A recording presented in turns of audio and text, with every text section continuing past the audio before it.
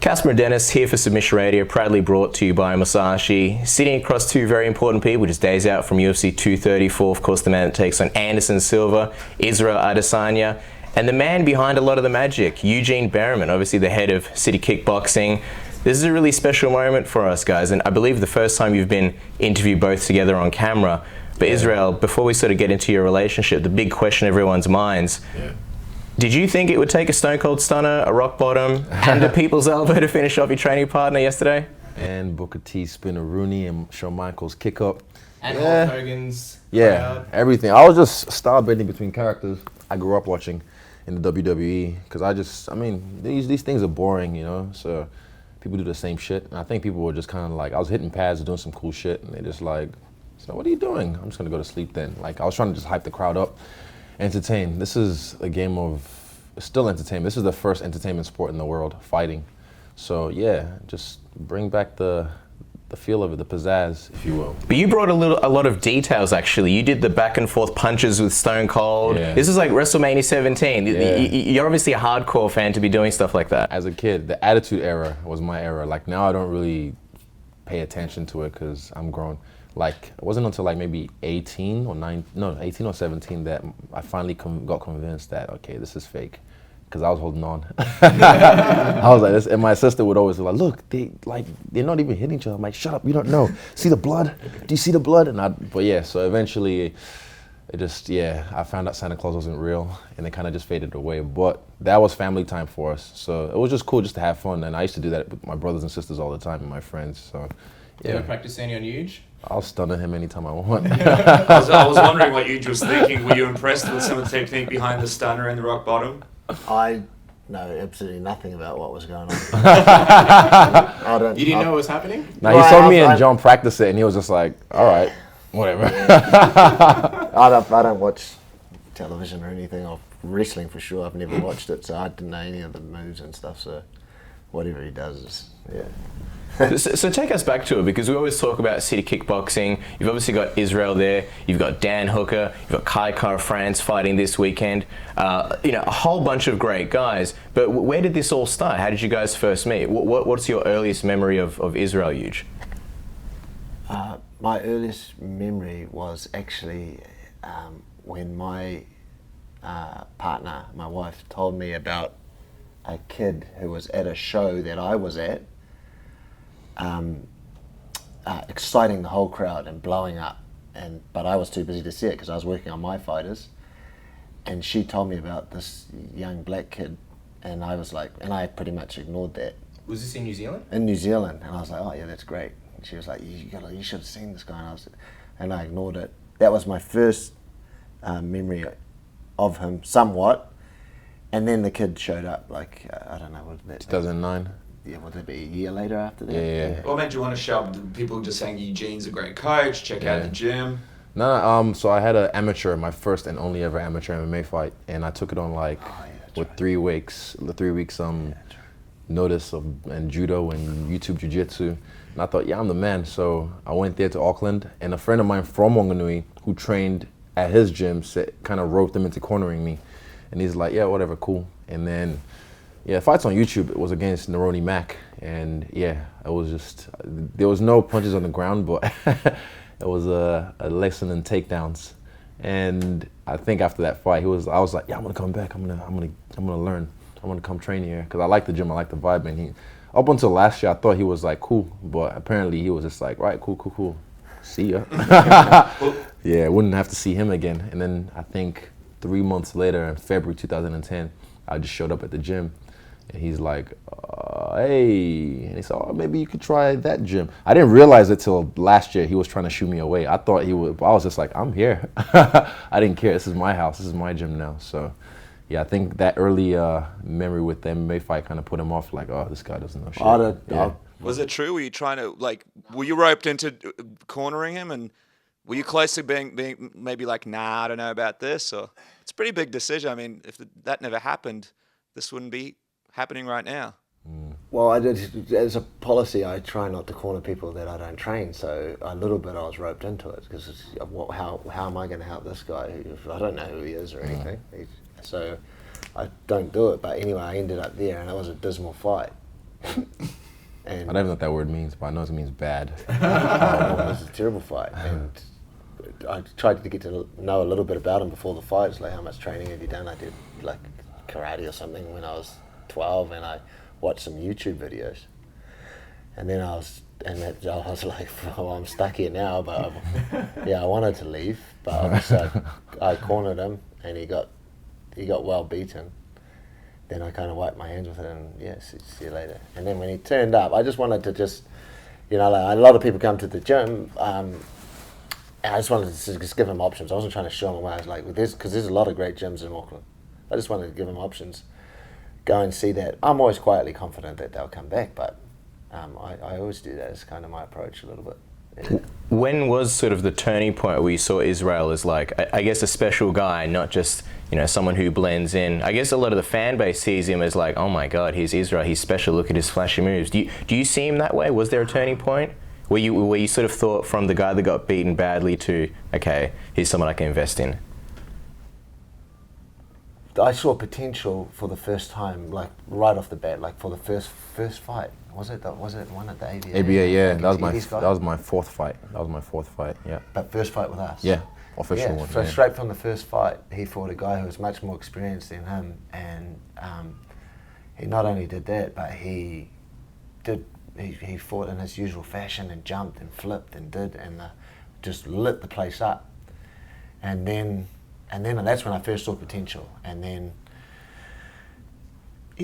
your idea in your head goes, wow, if this kid's, if he has the right attitude, and he can probably go somewhere. But you don't really invest at that point. You don't invest in someone because you see talent come through the gym, all the time, and most of it doesn't follow through.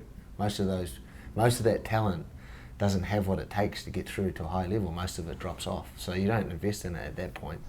It's not till a couple of years when they're still in the gym, still trying to learn, still developing. Then you're like, wow, this person really wants to chase something, and that's when I start to be like, oh, okay, I might start to look after him a bit more, and It's interesting because you're not a guy that's going to go out there and say, oh, hey, I'm the greatest coach out there. But obviously there's a lot of people out there just talking about City Kickboxing and what you've done.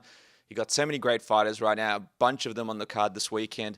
Israel, if you had to sort of describe Eugene and what makes him special as a coach and what makes this work, how would you kind of describe that? You're going to make this awkward. Yeah. Maybe not for Excellent. I'll be honest. Maybe not for him, but I'm a guy that don't like to share that kind of Yeah. stuff in front of people. But Exactly. we'll see how This this may be the goes. first time you ever hear it. No, he knows. Like after the fights, he's nice to me. Yeah, but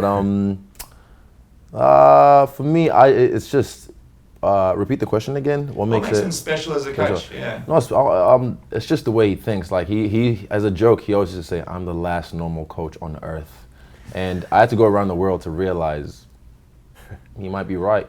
You know what I mean? He might be right because a lot of coaches, they're trying to like catch some rays. A lot of managers as well trying to like be in the spotlight. Looking cool and constantly flexing, and I think it's just the yin and yang. For me, I bask under those lights. I don't necessarily always like it, but I just know it's part of the gig. I've prepared for this, so I can I know how to work the magic. I know how to do all this shit. He shies away from it, so I think it's just that positive, negative, that yin and yang. We work well off together, me and him. And he's able to adapt. One thing I really appreciated was when I first came to CKB, my first coach used to try and make me like, oh, you need to stand like this and, make me fight like him. But he never made me fight like him. He just kind of said, oh, cool, you're crazy. You'll do all this shit. All right, we'll figure out what works. And he just kind of helped me express myself more in a finer way, but still keeping my rawness about me. So he does that with not just me, but with every fighter. He's able to adapt to their style, to their personality, Even with girls, and girls are notoriously hard to train because a lot of stuff, but he's really good with people. So yeah, he's a people's person, even though, yeah, he doesn't seem like it all the time. He seems standoffish, but yeah. It's funny that you talk about the yin and yang, because last time we spoke to you, you mentioned how you sort of believe in destiny and things like that, whereas Huge, not really a big fan. But when it came to this Anderson Silva fight, you had that dream, and then Huge, I think you, as Israel tells it, you called him into your office, and you were basically And you basically said, like, look, I think this is the fight to take. And you guys came together on that. What do you remember from that? What was it about this fight that you liked and you thought, yeah, Anderson's the guy we should go with next? Well, I just saw the value, and I saw the value in the story. And I saw, from a strategy point of view, I saw a path to us being able to win that fight. And the value in the story and the fight and the win, the value to him, just in terms of his stardom and just in terms of his personal growth, because it's an amazing fight for him, because he's obviously looked up to this guy, and it's going to mean a lot to take that fight. And at first he didn't want to, but that's what I tried to get across to him. Why not? Because he's an idol? Yeah, for me, I teased it in my head coming up, like, man, it'd be cool to fight him one day. That would be such a crazy fight. But he'll probably be retired by the time I get to this point. And yeah, so for that reason, I didn't want to. But then, you know, when I had that dream and that Monday I came to the gym, and the Sunday he called me, because initially Anderson turned it down, and then that Sunday he called me, he said yes. And I'm like, oh shit. Then Monday I get to the gym after training, he calls me to the shop, to the office, and it's like, he explains, like, you know, we should take this fight. And I was like, cool, all right. And we were just like, let's do it. It's interesting, Huge, that you say that he sort of needed to take this fight. Do you sort of feel like, in terms of even like personal growth and development as a fighter, that he kind of needs to beat Anderson? Almost like beating your idol, that's a tough thing. It's not just beating a fight, it's almost like an emotional attachment. It's easy. So, yeah, it's easy to beat your idol? Of course not. Like, I fought Slav, fought Patti, I fought people that you know, I actually know, I'm cool with. So he's no one, just because I'm a fan doesn't mean they can't catch these hands. I've said that many times, but he's not like my friend. He's not someone I know personally, you know. And I've fought guys before that I've liked their style, and I've fought them and beaten them. So yeah, it's not gonna be any different. Like, by the time we know how to work well together. So by the time we get to that point, come Sunday, and it's all right, cool. We go through the motions, ready, and we're about to walk out. He says what he says, and I reassure him, like, don't worry, got this. And then eye the tiger, boom, we're on. Yeah, and we have a good synchronicity between us. So whenever that happens, no one can stop us. We're all in the room together. It's only a couple of days out from the fight. Can we know what the dream was? You didn't want to reveal it before. You've seen it in the documentary. In the documentary. Is it, you know, the dream? Is it? No, I didn't say it to him. I just said I had a dream that made sense to me that we should take this fight, because he was kind of like, I was still saying no. When we went into the room, he's talking about, and I fully expected to get some fight for him to say no, and we were going to get into an argument, and I was going to have to be like, you know, this is the reason. I had a speech prepared to to change his mind. It's going to be like a few good men, basically. Yeah, to convince him, to get him to change his mind and see it from my side. And you know, like I was like mid-sentence, he was like, I'm doing it, and I was like, sweet. Well, whatever. What's, you know? I was like, well, it just made my job easier. And then he started talking to me about, man, I had a dream. And I was like, well, I don't care. It's like, whatever can be. I said verbatim, I don't believe in all that fucking bullshit. I don't believe in that shit. We should take this fight. And I was like, okay. He was like, all right, yeah, cool. I'll call Mick now and da-da-da-da. All right, sweet, let's go. I love how across 3 different interviews we tried to get the dream out of you, and the one man that can find out, you just like, I don't care. What else? He'll see it in the movie. Given up on getting it out of you, it's yours until the movie. But I was going to say, you sort of spoke about the mental battle with Anderson Silva. I think you put it on your Instagram story. That maybe not mental battle. I think you were saying sort of like, now that we've met, the mind games begin. Yeah. So talk to us about those mind games. And I think today was the first ever stare down. The first time you've looked into his eyes before, but you know, in a sort of fight setting. What was that like? Did you see anything? Could you read anything? It was like same thing. He knows to take me seriously. He knows not to try and fuck with me, not to try and troll me, because I'm a threat. So I could see he's ready, he's game, and so am I. He could see I'm ready, I'm game. But Chris Weidman was the first one to like derail him, and there's a reason why. It's because Chris Weidman didn't give a fuck. Chris Weidman was just like, I remember after weigh-ins, you know, face up, they touch lips, and they kind of like go broken up, and then I'm not scared of you. He kept on repeating that, but it wasn't like a mantra for Anderson. He was just saying it for himself. I'm not scared of you. I'm not scared of you. And you look at Anderson. He's hypnotic, but so am I. I'm like that physically, but I don't know about my persona. I'm a nice guy, but you see, he's so like, oh hey guys, oh, I did a great show. Oh hey hey, Instagram, Spider-Man, Venom. And he's like the high-pitched voice, the friendliness. And he's not being fake. That's just him. He's very. And a lot of guys that fought him before, they get lulled into that it's like a genjutsu, and then their walls start to come down a little bit. By the time they get to the fight, it's just like, oh shit. And then he's got a different mode. He's like in his animalistic mode in there, and then they're like, oh, where's that nice guy going? They get used to that.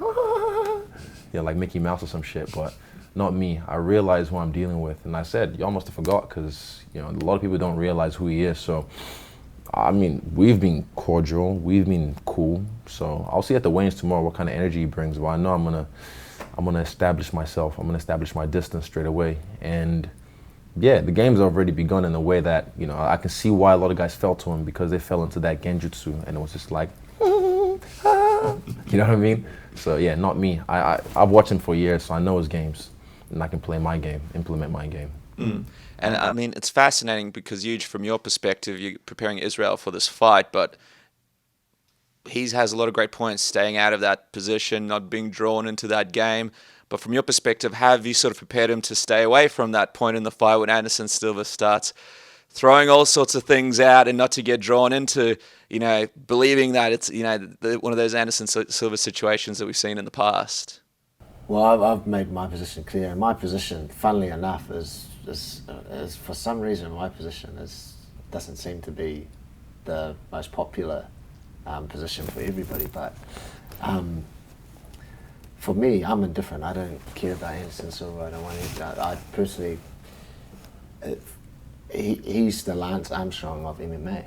For me, he cheated, and I'm a very stand-up guy. Like, MMA fans, for one or another reasons, they're not the same as cycling fans. MMA fans forget quickly when someone cheats, but I'm not like that. Like, if you do something wrong, then and it's proven and it's factual, then I hold that against you about it. I don't hold it against you like I want to go and beat you up. I just want nothing to do with you. And truth be told, I've used my position to try and help break down any possible hangovers he has with fighting someone who's his idol. I said, well, I don't know about him. Well, why should he be your idol? He cheated. I've intentionally used that. That's just the way I feel. And he might not have needed it, to be honest. He's got a very powerful mindset himself, so he might not have needed it. But if there was that 1% of doubt and stuff that was creeping into him, then I made sure that I needed to eliminate anything through the use of that. Just maybe a little cunning or whatever, but that's just how I feel. So and he's perfectly right, and he's right on the ball. He lulls you. Anderson lulls you into this like a mirage.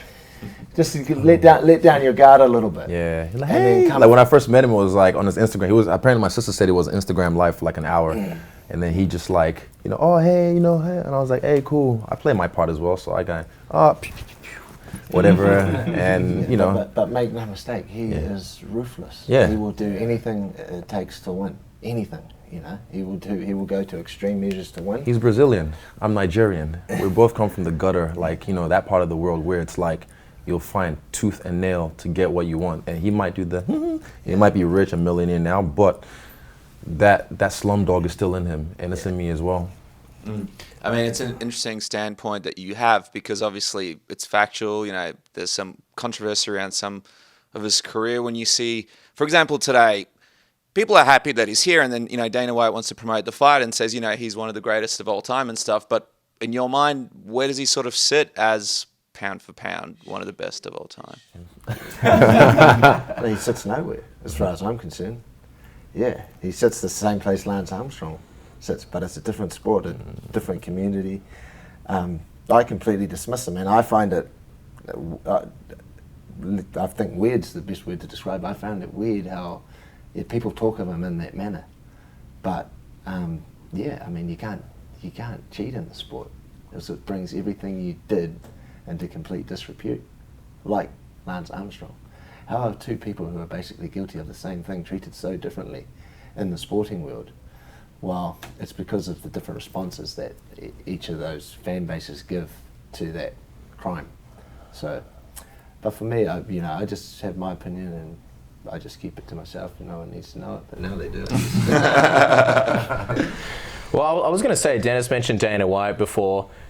UFC 221 in Perth, Dana White wasn't here. It was supposed to be Robert Whittaker and Luke Rockhold. There was still a title fight between Luke and Yoel Romero, but now he's here. Obviously, you guys had the meeting not too long ago, and he does like to take a special interest in guys that could be massive stars. Conor Rousey, the list goes on and on. Is there a part of you that feels like Dana White came down here because of you and your fight? I'd say because of the fight. I wouldn't say just because of me, but because of the fight. I think, of course, he's excited about the main event, but numbers can lie, but not this time. Last I checked, the UFC countdown itself on YouTube was like 300-something thousand. Robert and Kelvin's countdown was the same thing, 300-something thousand. I'm closing in on 1 million, and pretty much I'll share it soon, and then it'll go past that. So it just shows, it's not just me, it's not just Anderson. Like he said, it's the value of the story together, and me and him. This is the fight. And Robert was telling you guys, oh well, all my shows have sold out in Australia before he came on the scene. Yeah, but come on, let's not mix words here. It would have sold out probably, but not in 10 minutes. Definitely, there was no buzz about this whole fight. I mean, the UFC is promoting our fight more than the main event itself because it should be. And I'm saying facts. I'm not lying. I'm just saying, look, trust me, those numbers, I'm coming for them, or they're gonna get me eventually because they can see what's happening. And for me, that just shows a stock of what's happening. Like it's just rising, on all social media platforms, rising constantly. And for me, I don't really. Do you keep an eye on that kind of thing? Yeah, of course I do. A lot of people in the past, like when I was younger, before he got in my ear, it was always like, you can kind of get lulled into that and to have your attachment, your especially it's a problem in this world with your personal worth, because a lot of people, I've seen people literally treat me like just anyone else or like shit, and then they kind of find out, he's got 500,000 followers, and instantly, boom, they're like, hey, oh, what's up? And I'm like Kanye West said something about you should have an option just to take that off your, you can mute that off your Instagram or whatever. So for me, I don't see it as I don't have any personal attachment to it now. For me, I see those going up. It just means the stock is going up, and that means more money. So I like that. Rob's denied it, but Dana White, even today, the presser kind of made a comment about how him not really liking to do media. Yeah. And based on... I wouldn't say he doesn't like to do. I just think he's not good at it. I think not as good as me, because I've been prepping for this, and maybe just because I don't know, I just know how this shit works. I've done all this so much. Rob's a bit of a throwback, right? Yeah. Rob. He's like him. It's like... For the record, I don't know Rob. I don't even think I met him, but yeah, he would probably be closer to the kind of fighter I am. Rob's just interested in the fight part, and that's what he prioritizes. That's his main thing. He couldn't really care less about any of the other stuff. That's why he doesn't put a lot of effort into it. But Rob, I mean, I don't necessarily agree with him. Like Rob does his part to. Rob's done his part to sell the show. I'm not sure about the numbers. Yeah. He knows more about all that stuff. Yeah. But I don't know. Stop picking on Rob. That's something. I'm not picking on him. But I'm just saying, okay, there's one thing he said years ago. I'm not picking on Rob. I'm just saying he doesn't do it like the way some people do it. And look at Gunnar Nelson.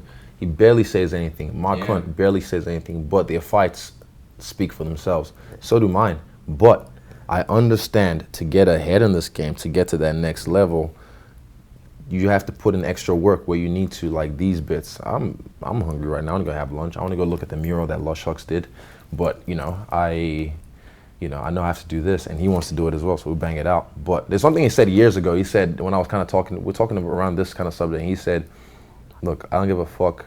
Just tell me the date. It can be me, him, and the ref, and we'll fight. And that was years ago, like 2012. Talking about myself or you? Yeah, no, you. Him. He was talking about himself. That's how but thing is, I don't want the crowd there. I'll just best fights two people and a ref. Exactly, and for me, I've adopted that now, because back in the day I used to feed off the crowd and try to entertain the crowd. But as I got older, I realized, because there was one point, it was in Arizona, when the Italian walked out this fan didn't realize I'm behind the curtain as well. And he said the same script to the Italian that he said to me as I walked out. He's like, "Go on, Marvin, knock his ass out. Get that bonus, baby, blah, blah, blah, blah, blah." He walks out. Then I go out. "Go on, Israel, get that bonus, baby." And that was the moment, I didn't care. Like, for me, I don't pay attention to it, but that was one of the moments that it kind of got dawned on me, like, they don't give a fuck about me. I don't care. Like, people, you'll see a lot of guys, like, I remember when Wonder Boy fought Tyron Woodley, he's walking out. Oh, no, Darren Till. He's walking out in London going, "Thank you, I appreciate you, thank you." And I'm just, that's him. This is what makes the sport great, is this, everyone is so different, you know? But for me, I was like, I wouldn't do that because they don't give a fuck about me. You see me when I walk out, I'm worried about me and the people behind me. That's all I can hear as well. I don't hear the crowd, nothing. I don't, it could be in Brazil. This fight could be in Brazil. Ooh, vamos, hey. 10,000 people or 50,000 people chanting that. I'll still pick out his voice. I can pick out his voice like he can. I've got a big mouth, so he can pick out mine when he fights. But yeah, I can pick out his voice. So for me, I realized they don't give a fuck about me. So I just go out there and it's just me, the guy, the ref, and my corner. That's all I care about. Everything else is just energy. It's just energy. Boo, yay, whatever. It's just energy, and I can just vibe off it. I was going to say, just sort of, we'll let you go check out the mural and eat in a second, guys. Really appreciate the time. But I was going to say, sort of going back to like the media stuff, absolutely nothing wrong with what Rob does in that regard. But when you were talking about the numbers, it made me wonder, do you think that the UFC would rather you be the champion? I don't know about rather, but for the company, it's in their best interest if I was a champion, because I play the game well. You know, I know how to do all this shit. And I know with the belt comes extra responsibilities, so I'll be able to take on those roles. And with my management team as well, we'll be able to like work out what we need to do with the UFC to play ball. So yeah, like I wouldn't say they're hoping, but I think for the best interest in the company, it'll be in their best interest, like to have me as champion, to move the whole sport forward better, not just in this part of the world, but all over the world. I'm Mr. Worldwide. I've been around the world, you know. I'm able to connect with so many different people from all walks of life. So yeah, and Rob, not saying he's a great champion. He's probably like, he's the dark horse of all champions. He's the most underrated champion in the UFC history, because, you know, he doesn't play the game as well as I can. And I'm talking fighting, I'm talking everything else around it. But you have to realize this all comes with it when it comes to prize fighting. Yeah. It's before we wrap up, just got to quickly, you guys have some of the best minds in the sport. Got to quickly get your thoughts on the main event, Robert Whittaker versus Kelvin Gastelum. A lot of people believe Whittaker's going to do it, but Gastelum is a very, very tricky opponent. Eugene, how do you think that main event's going to go? No one in my gym's ever fought Kelvin Gastelum or Robert Whittaker, so I've never watched them. Not one fight? No, maybe bits and pieces, but not a single fight. So I literally only pretty much watch the guys that these guys are fighting, and if I'm at a family barbecue or something and everyone's chucking the UFC on, then I have a look. But I couldn't tell you because I don't know the guys well enough. So I'm going to hand that one over to him. I just want Robert to win, to be honest. But Kelvin's no joke, you know. Yeah, he knows how to like spoil parties, but I want Rob to win. It's in my best I've never interest. seen Kelvin Gastelum, even a clip of Kelvin Gastelum fighting. Were you surprised when he stepped on stage? You're like, oh, that's Kelvin Gastelum there at the press conference. That's what he looks like. I don't know what he looks like. You weren't watching the press conference. Weren't watching the press. Pugilist. He likes Muay Thai, pure Muay Thai, and boxing. He still, to this day, has never watched Maymack. And for whatever reason, I'm like, you can get a lot from that fight if you just have a look at it. But he's like, nah, fuck that, because his reasons. I'm like, all right, then do you, boo boo. Yeah. But who do you think, before you went off on a tangent? Yeah. You didn't say who you. Hey, no. Okay, let me just say, for that fight, I only wanted McGregor to win because I've been in that position in boxing where we fought in a boxing scene and they cheated us the first time because a guy with no amateur record, no pro record. I made this guy from Australia, I made him look silly in a boxing fight, and they gave it to him. And yeah, I then eventually came back and won it twice. Come back to the original question. Which one? I want Robert to win. I said already. Yeah. Who do you think's going to win the fight? Robert. I want Robert to win. I don't know who's going to win, but I think Robert, with his speed and aggressiveness, he might win. Defensively, he's lacking. But what's his name? Kelvin. He's good. I like the way he goes in and out. I like the way he feints. He draws you in. He does something that Junior fought, one of our heavyweights does. And he's a much bigger guy that he does it. He'll lull you in and you strike and he'll counter you. That's how he knocked out Michael Bisping.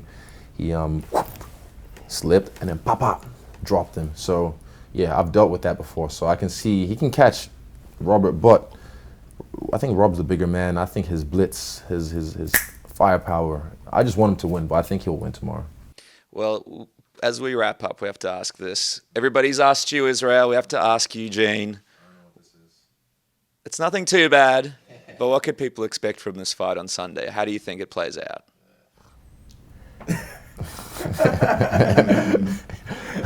I think that's the great thing about the fight, is because you told me before we started the interview, your mind is always racing. You've got a bunch of fighters on the card, and I imagine a whole bunch of sequences would be going through your head. If this happened, this is what would happen. If that happened, this is what would happen. But what keeps sort of popping up when you think about this fight? What keeps going through your head then? Well, that's what makes it interesting, and this is why I think the cornering on this night's going to have to be really, really sharp. We're going to have to be really sharp, is because the fight could end up in some different scenarios. For example, it could end up very standoffish because we could be two guys that are doing a lot of feinting. You go first. No, you go first. You go first. Yeah, not giving each other a lot of reads, and then it's going to be, it's going to be up to the corner to make that sort of adjustment to get him into a comfortable position where he can, go forward behind those feints, or it could end up with a hyper-aggressive Anderson Silva who just comes forward and puts a lot of pressure, tries to get him into close quarters. We have to be ready for that. But I've also made an allowance for guard game. The smart thing to do was to go shoot a takedown underneath. I think he's not going to shoot. I think he's going to shoot. We saw there was a line of guys trying to take you down at the gym. Yeah, but he hasn't shown that. But little bits and pieces. That's part of the reason why it would be so smart. It's because you've never done it and you're doing something. And it's Anderson Silva. He's athletic. He's been in this. He has the capability to shoot, even though he might not have statistically ever done it. He has the capability to do it. So, and that would be a smart thing to do. So I've had to make allowances for that as well. And that's an interesting bit of a fight. None of us. It's really a mystery how this fight is going to go, and we're just got to be ready in the corner.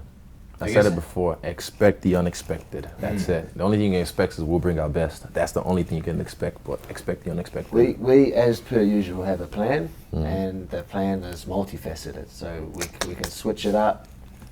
We have different branches that we can go off depending on what we think is best. So. All of those contributing factors are sort of what makes this such an interesting fight, and we're going to all find out Sunday here in Australia. Of course, it's going to be Saturday in the States. Really appreciate the time today, guys. We'll let you get some food, check out that awesome new mural. It's a beautiful day for it, especially. So really appreciate the time. Thank you so much, guys, and good luck this weekend. Thank you, sir. Good skill. Thank you. Cheers.